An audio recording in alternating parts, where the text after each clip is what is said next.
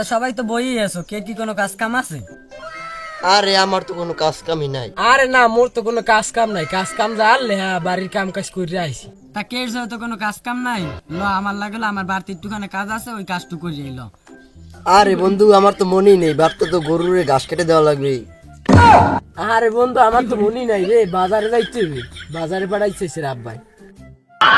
যেহেতু তোকে দুজনের কইছিলাম, তোকে দুজনেরই এখন কাজ কাম আছে, আমি একা একা যামু, আমার একা একা তো মনে বইবে না কামে। তা এক কাজ করি, যাই দেই কোনো মাল মল মিলাইতে দেই, একটু মাল টাল খাইতে পারিনি।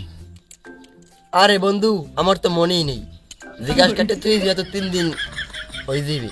তা চল মালমুল খাইয়ে। আব্বা আবার ফোন দিয়ে লেখা। হ্যালো আব্বা, বাজার যাওয়া লাগবে না, হ্যাঁ আগে কইবেন না। আচ্ছা আচ্ছা রাইতে রাই।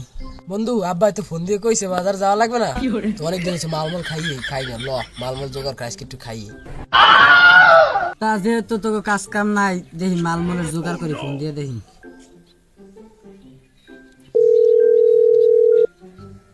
হ্যালো মিয়া ভাই, তা ওই যে 12:30 আছে নাকি? অনেক দিন হয়েছে খাই না, দেখেন 12:30। তা পড়বে কত দাম? আচ্ছা আচ্ছা 12:30 তো আছে, এখন তো দাম পড়বে অনেক, টাকা টোকা লাগবে জমানো, তাই টাকা টোকা দিয়ে সবাই।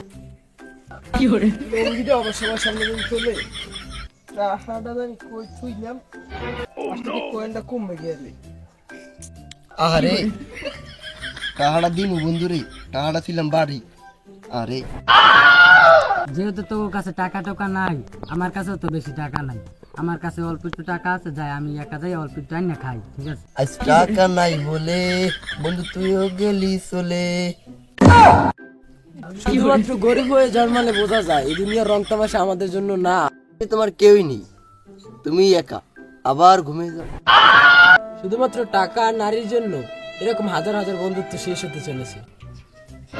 শুনিয়ে শুনিয়ে এরকম ইমোশনাল ব্ল্যাকমেল করলে লাভ হবে না। আরে আমি কি তোর ইমোশনাল ব্ল্যাকমেল করলাম? যেটা বাস্তব ওইটাই কইলাম।